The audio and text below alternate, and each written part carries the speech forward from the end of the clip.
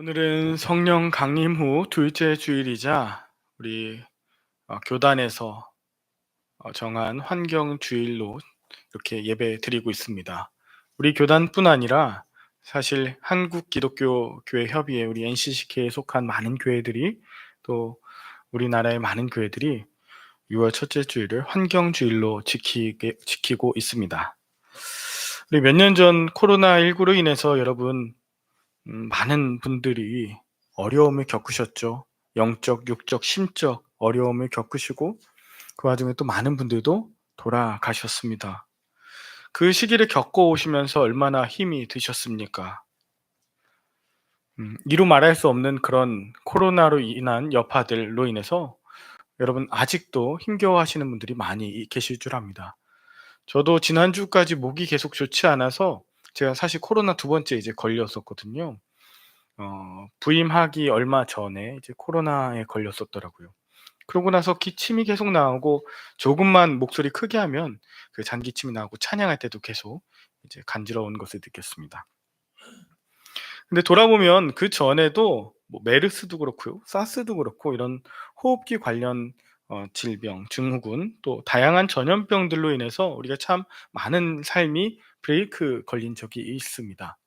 사람만 그런 것이 아니고 주변에 조류들 또 돼지나 소 같은 이제 구제역 같은 이런 다양한 질병으로 인해서 수많은 가축들이 생매장을 당하기도 했죠. 모든 것이 단절되고 우리를 죽음 가운데로 몰아넣는 이런 경험 얼마나 마음이 아픈 일입니까? 그런데 이러한 죽음이 처음 어디서부터 비롯된 것인가를 살펴보면 여러분 이러한 많은 질병들, 특별히 전염병들은 성경에서 말할 때 하나님께서 내리신 특별한 사인이다. 특별히 이것을 야고보서에는 모든 죽음이 어디서부터 왔는지를 이렇게 설명합니다. 욕심이 잉태한즉 죄를 낳고 죄가 장성한즉 사망을 낳는다고. 욕심으로 비롯된 죄가 결국은 사망의 죽음의 모든 기운을 가져온다. 시작은 욕심이라고 말하는 것입니다. 오늘날의 모든 죽음과 환경 문제도 이것과 함께 우리가 연관지어서 생각해 볼 수 있습니다. 오늘 함께 보신 이 본문은요, 어려서부터 우리가 많이 들었던 노아의 방주 사건입니다. 그러한 배경이 되는 장면인데요. 하나님께서 사람의 죄악이 가득하고 또 그의 생각으로, 마음으로 생각하는 모든 계획이 악할 뿐임을 보시고 그것 때문에 사람들을 심판하실 뿐만 아니라 그 가운데 있던 모든 동물들, 식물들, 그 피조세계 전체를 심판하셔서 그렇게 멸하도록 뒤엎으셨습니다. 하나님의 마음은 매우 한탄하고 안타깝고 또 슬프고 화가 나셨습니다. 왜 이런 일이 있었는지 우리 본문을 통해서 한번 좀 살펴보았으면 좋겠는데요. 오늘날의 상황과 이 노아의 홍수 방주 사건 때하고는 크게 다르지 않습니다.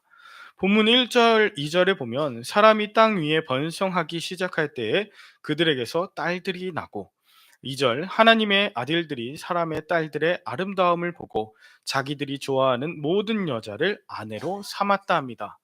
자, 하나님께서 땅 위에 생육하고 번성하라고 하셔서 그렇게 되고 있습니다. 그런데 2절에 한 사건이 나오는데 하나님의 아들들이 사람의 딸들의 아름다움을 보고 문제는 이것입니다. 그 아름다움을 보고 자기들이 좋아하는 모든 여자를 아내로 삼았다 합니다.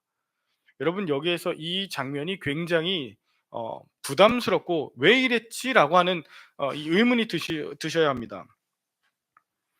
지금 자기가 원하는 모든 여자를 아내로 삼았다는 건 이 삼았다라고 하는 이 라카흐라고 하는 단어는 굉장히 강압적이고 탈취했다는 그런 뉘앙스가 있는 단어예요. 강제로 취했다는 거예요. 즉 사람의 딸들, 여자들의 의사와 상관없이 지금 하나님의 아들들이라고 나온 이 사람들이 자기가 마음에 드는 모든 것을 지금 뭐 했다고요? 아내로 취했다는 것입니다. 권력 관계가 지금 작용하고 있음을 여러분 엿보실 수 있어야 됩니다. 그리고 나서 3절에 보면 여호와께서 이르시되 나의 영이 영원히 사람과 함께하지 아니하리니 이는 그들이 육신이 됨이라 하면서 하나님의 영이 그들로부터 떠나시겠다고 합니다. 그리고 하나님께서는 한탄하고 계속해서 고심하시고 분노하시고 심판하십니다. 그리고 4 절에는 네피림이라고 하는 족속이 나오는데, 네피림은 민수기 14 장에 가면 그 가나안 땅을 정복했을 때 나오는 아낙 자손들이 네피림의 후예라고 나오지 않습니까? 그러니까 굉장히 키가 크고 덩치가 있고 힘이 있는 사람들, 용사 같은 사람들을 네피림이라고 하는데, 하나님의 영이 떠나간 그곳에는 결국 용사가 힘세고 강한 자, 키 큰 자, 그런 자들이 계속해서 이곳들을 지배하고 있었다. 참 안타까운 장면으로 우리가 볼 수 있어야 합니다. 그런데 우리가 그렇게 보지 못했어요. 왜 그러냐 하면, 오늘 2 절에 나오는 이 사람의 딸들이 취한 사람의 이름이 뭐라고 나오죠? 이 사람이 뭐라고 나와요? 2 절에 하나님의 아들들이라고 하는 이 표현 때문에 하나님의 아들들이 그럴 수 있지라고 생각할 수 있기 때문에 이 문제가 이 구절이 문제로 들리지 않았고 우리 삶에 그렇게 와닿지 않게 된 것이에요. 여러분이 하나님의 아들들이라고 나온 이 단어에 대한 전통적인 이 사람이 누구냐 하는 견해 세 가지가 있습니다. 첫 번째는 이것은 천상적인 존재, 즉 천사이다라고 해서 욥기 1장 6절에도 그렇고 2장 1절에도 그렇고 천상에서 하나님의 그 회의가 있을 때 나오는 하나님의 아들들이라고 하는 존재는 천사입니다. 그래서 여기서 나오는 천사가 사람의 딸들과 같이 결합해서 뭔가 자식을 낳은 거 아니야? 근데 그게 무슨 문제가 있어? 근데 하나님이 싫어하셨죠? 분노하셨죠? 그리고 나서 굉장히 심판하시는데, 이게 만약에 천사로 해석될 경우에는 무슨 문제가 생깁니까? 천사가 잘못했는데 왜 사람과 이 땅이 심판받습니까? 이건 좀 안 맞죠. 천사가 잘못한 것인데. 자, 두 번째 많이 이제 해석되는 것 중에 하나는, 여기에 나오는 하나님의 아들들이 이 셋의 후예들, 그러니까 가인의 후예들이 아닌 셋의 후예들 아니냐, 거룩한 자들 아니냐, 그렇게 이야기하는 사람도 있습니다. 그런데 여러분, 가인의 후손이 딸의 자식이고 셋의 후예들은 하나님의 아들들인데, 하나님의 아들들 셋의 후예들끼리만 결혼하라고 말씀하신 적이 없고 가인의 후예들하고 결혼하지 말라고 말씀하신 적도 없어요. 창세기 4장 15절에 가면 가인의 이마에 표를 주시거든요. 용서해 주시는 거예요. 그리고 아무도 그 집안을 건드리거나 파괴하지 못하도록 도와주시는 것이 이마의 표인데, 지금 결혼했다고 하나님이 화를 내신다고요? 잘못됐다고요? 게다가 창세기 4장과 5장에 보면 가인의 족속 후예들은요 굉장히 힘이 세요. 두발 가인을 비롯해서 철기 문화 문명족입니다. 이 사람들이 강한 자들이에요. 셋은 약한 자들, 주변 변두리에 있는 연약한 자들입니다. 그러니까 하나님의 아들들이라고 하는 이 권력적으로 힘없는 사람의 딸들이 취하는 것을 셋의 후예들이 가인의 후예들을 그렇게 했다. 이거 권력적으로도 안 맞아요. 문맥적으로도 안 맞습니다. 천사도 무리가 있고 셋의 후예들로 해석하기에도 무리가 있습니다. 근데 여러분, 오늘 본문 2절하고 3절 보면 여러분 좀 특별하신 것을 좀 확인하실 수 있어야 돼요. 예민하신 분들은 아실 겁니다. 하나님의 아들들이라고 나온 2절과 반면에 3절에는 그 하나님의 이름이 명확하게 나옵니다. 여호와라고요. 그렇죠? 이게 다른 거예요. 그래서 이 하나님의 아들들이라고 하는 존재, 세 번째, 이걸 가장 많은 신학자들이 이렇게 해석을 하는데요. 그 하나님의 아들들은 하나님이라고 나온 이 명사 엘로힘이라고 하는 건 사실 최고신 참신으로 해석될 수 있습니다. 그러니까 신의 아들들이라고 하는 자들, 이거는 더 구체적으로 왕, 제사장, 그 다음에 선지자 같은 그런 계급자들입니다. 권력자들이에요. 권력자들이 신의 아들들이라고 기름 부음 받고, 기름 부음 받는다는 건 그것이 성령이 그 안에 임한다고 하는 그런 상징적인 어떤 세레모니입니다. 기름을 붓잖아요. 왕과 제사장과 그 예언자들에게. 성령이 그 안에 있고 하나님의 대리 통치자다. 하나님의 아들들이라고 나온 자들은 신의 대리 통치자로 여겼습니다. 그래서 이 3절에 나오는 대리 통치자, 신의 대리 통치자라고 하는 권력자들이 사람의 딸들, 일반적인 그런 힘없는 연약한 자들의 딸들을 함부로 취했다라고 해석하는 것이, 이것이 일반적으로 학자들이 가장 많이 지지하는 견해입니다.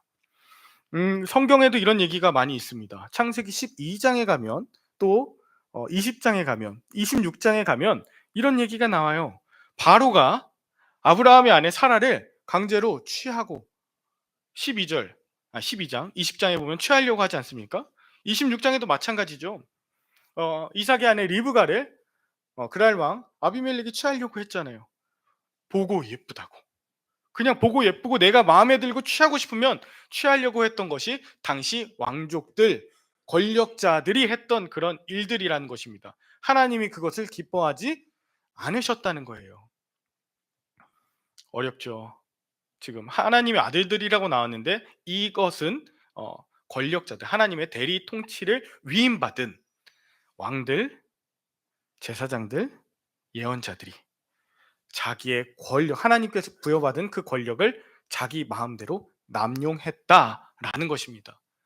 여러분, 목회자로 있는 저도 마이크를 제가 갖고 있기 때문에 이 권력이지 않습니까?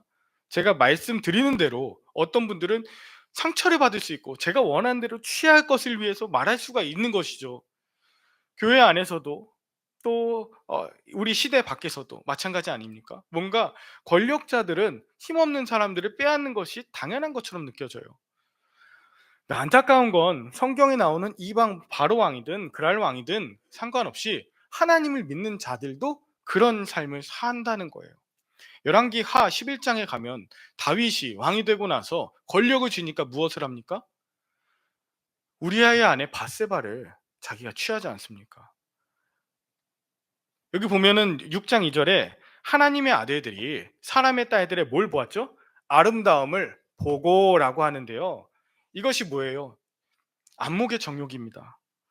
이게 바로 그 요한일서 2장 16절에 나오는 그 안목의 정욕이죠. 보고 그다음에 뭐 했습니까? 아내로 삼았잖아요. 보고 삼았더라.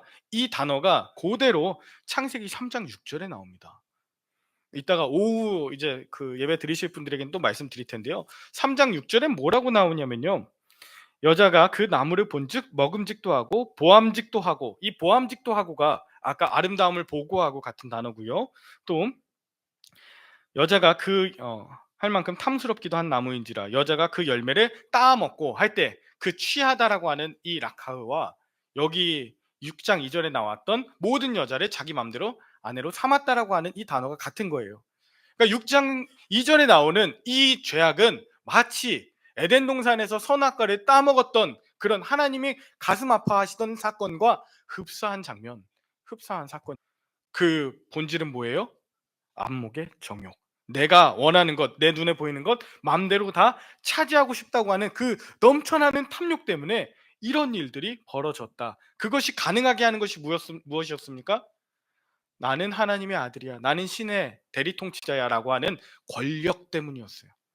권력이 없었으면 원하는 거 다 얻을 수 없죠. 근데 권력이 있을 때 이 일들이 벌어졌습니다.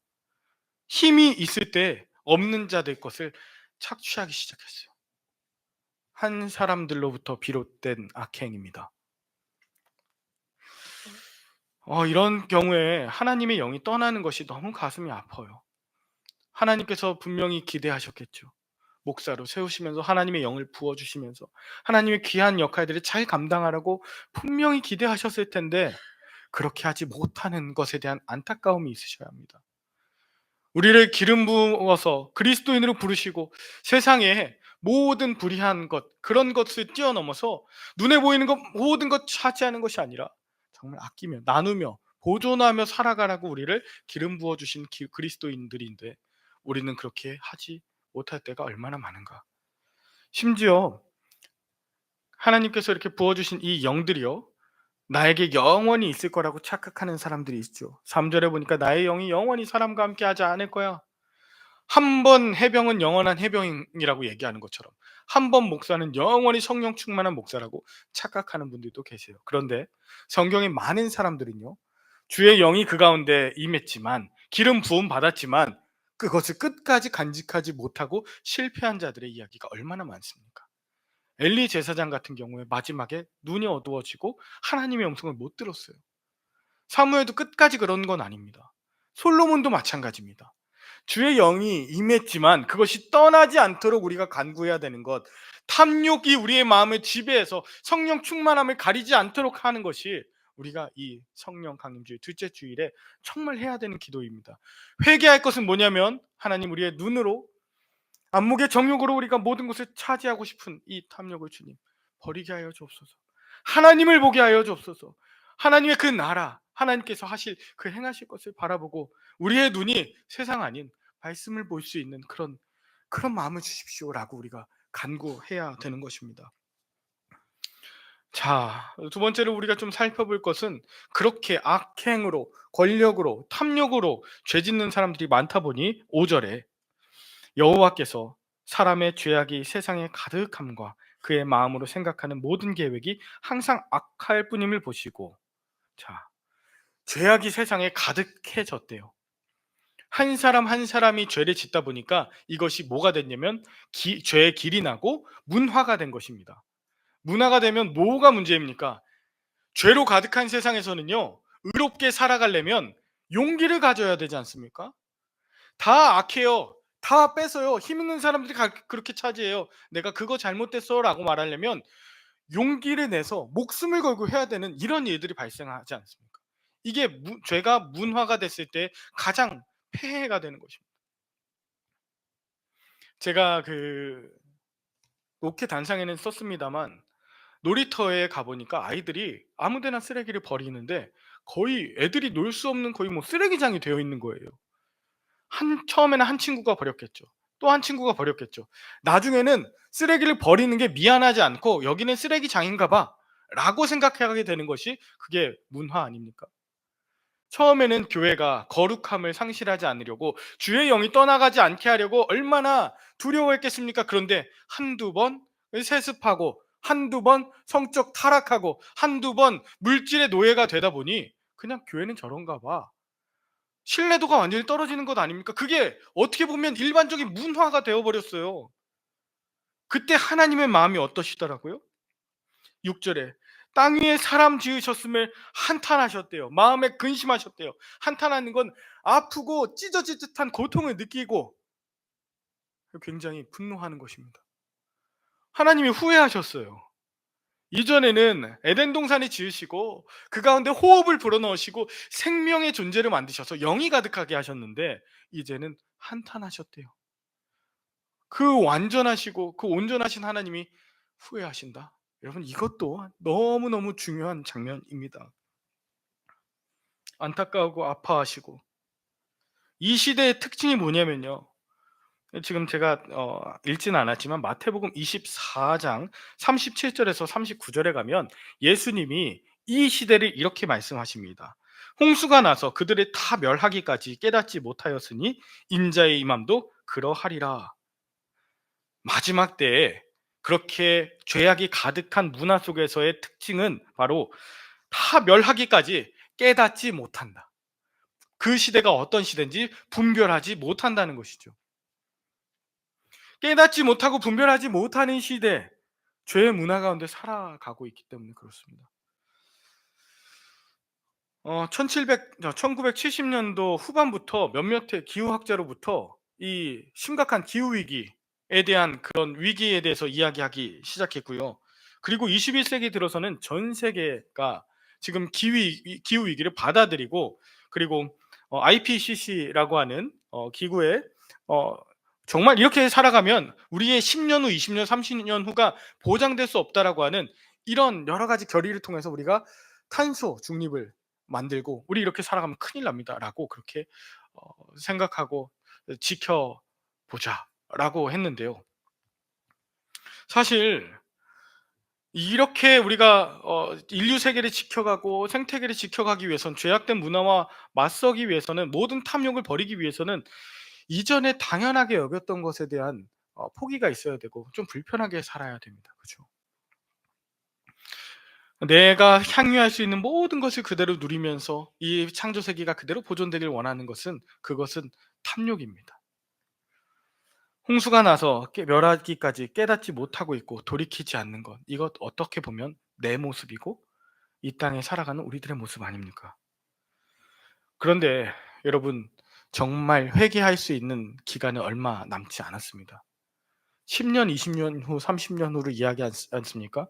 오늘 본문에서도 하나님께서 3절에 그들의 날이 120년이 될 거야 라고 말씀하셨어요. 120년이라고 하는 건 지금 우리가 보면 와 이럴 수 있지만 그 당시의 수명으로 봤을 땐 그리 긴 때가 아닙니다. 이제 곧 우리 느낌으로 하면 한 12년 후에 이 지구가 다 멸망한대요. 라는 이야기를 듣는다는 거죠. 여러분 와닿으시죠? 12년 후.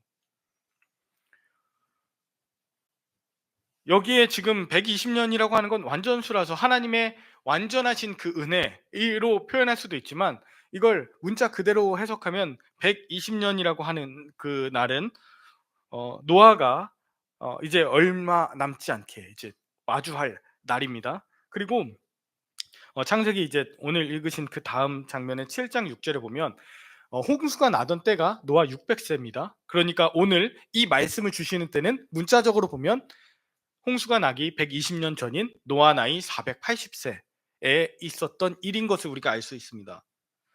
480세의 이 이야기를 듣고 120년 동안 노아는 이제 방주를 만들고 하나님의 뜻대로 살아가야 된다라고 사람들에게 계속 선포하지 않았겠습니까? 우리가 탐욕을 버리고 우리가 이 창조 세계를 보존하면서 여호와의 영이 다시금 우리와 함께 하실 수 있도록 그렇게 살아야 됩니다라고 그렇게 이야기하지 않았겠습니까?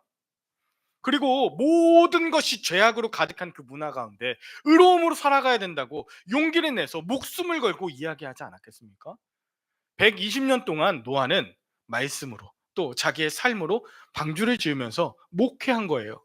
근데 그 결과가 무엇이었습니까? 누가 그 말씀 가운데 함께 동참했습니까?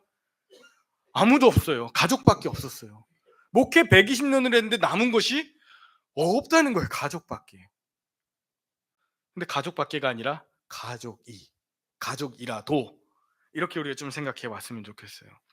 제가 이 마지막 좀 이야기를 좀 볼 것은 좀 어려운 얘기인데요. 8절부터 10절까지 보니까 노아가 여호와께 은혜를 입었대요. 자, 한 사람으로 시작된 그 탐욕이 커다란 죄의 문화를 만들어서 어, 땅을 완전히 심판할 수 있게끔도 만드는데, 한 사람으로부터 시작되는 작은 실천과 작은 그 거룩한 성령의 역사가 모든 사람들 각 사람의 머리 가운데 임해서 이게 성령의 문화가 되고 거룩함의 문화가 되면 하나님께서 그 땅을 또한 고치신다는 것을 우리가 기억하면서 봐야 돼요. 여, 하나님의 은혜를 입은 노아, 여호와께 은혜를 입었는데 그는 의인이고 당대의 완전한 자였습니다. 완전함이라고 하는 이 탐임이라고 하는 단어는 흠잡을 것이 없는, 비난받을 것이 없는 이란 단어예요. 사람들로부터 비난받지 않으려고 얼마나 완전한 일들을 감당했겠습니까? 얼마나 피곤하고 힘든 일입니까? 근데 감당했대요. 그리고 하나님과 동행했대요. 하나님과 동행했다고 하는 것은 세상 주류같이 따르지 않고 악한 문화 따르지 않고 하나님의 말씀과 함께 하나님의 말씀을 지키려고 하는 이러한 마음으로 정말 담대하게 의인으로서의 삶을 살아갔다는 것을 의미하죠. 그리고 마지막 10절에 보니까 세 아들을 낳았대요. 셈과 함과 야벳이래요. 여러분 이 세 아이를 언제 낳은지 아십니까? 마지막 5장 마지막에 보면 32절에 노아는 500세 된 후에 셈과 함과 야벳을 낳았다고 합니다. 이 말씀을 언제 들었다고 했죠? 심판의 말씀을 480세에 들었는데 아이는 언제 낳았다고요? 500세에 낳았다는 겁니다.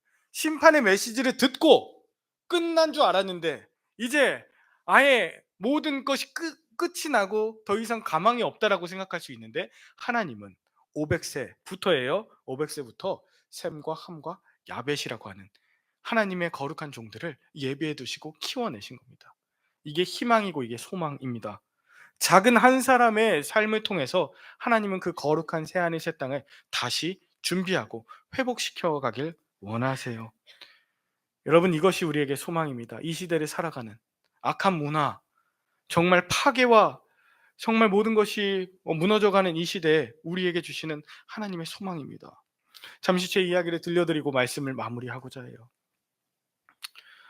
놀이터에 아이들이 너무 많이 쓰레기를 버리다 보니까 제가 속이 상했습니다. 담배꽁초도 너무 많고요.